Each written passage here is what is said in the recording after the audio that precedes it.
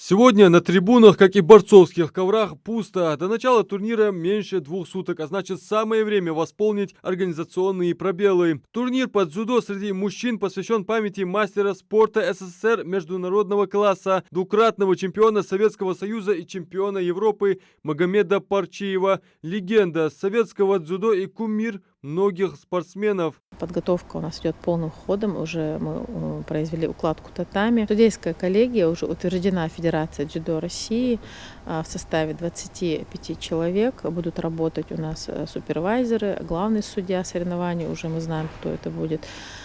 Проходит сейчас аккредитация спортсменов, тренеров, принимаются заявки активно. В этом году, как в прошлом году, когда мы проводили юбилейный всероссийский турнир памяти Магомеда Парчиева, генеральным спонсором турнира стал спортивный клуб «Чингис», который поддержал, оказал финансовую поддержку и сделал все необходимое для того, чтобы он прошел на высоком уровне. На соревнования ожидается приезд порядка 200 дзюдоистов из регионов Южного и Северо-Кавказского федеральных округов. В ходе турнира будут разыграны 7 комплектов медалей. Ингушскую школу представят 50 спортсменов из различных клубов республики. Участники, занявшие призовые места в каждой весовой категории, будут награждены дипломами и медалями, а также получат денежные вознаграждения. В этом году он проходит 21 раз. В прошлом году мы провели его тоже в мае. Он был юбилейным 20-м. Ожидается порядка 20 команд приезжих из субъектов России.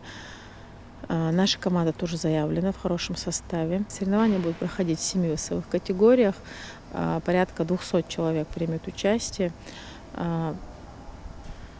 Значит, весовая категория 73 килограмма, в которой выступал сам Магомед Парчиев. В ней будут бороться, то есть на второй день соревнований, 14 мая. И для призеров этой категории организаторы уделяют особое внимание. Турнир пройдет с 13 по 14 мая. Руководство Дворца спорта имени Берда Евлоева приглашает всех желающих посмотреть на увлекательные и зрелищные выступления как наших ингушских спортсменов, так и титулованных иногородних дзюдоистов. 12 мая в пятницу уже начнут прибывать спортивные команды, делегации из регионов России. Будут проходить мандатную комиссию, взвешивать медицинский контроль. И уже завтра будет понятно по окончанию жеребьевки, сколько человек примет участие в этом турнире.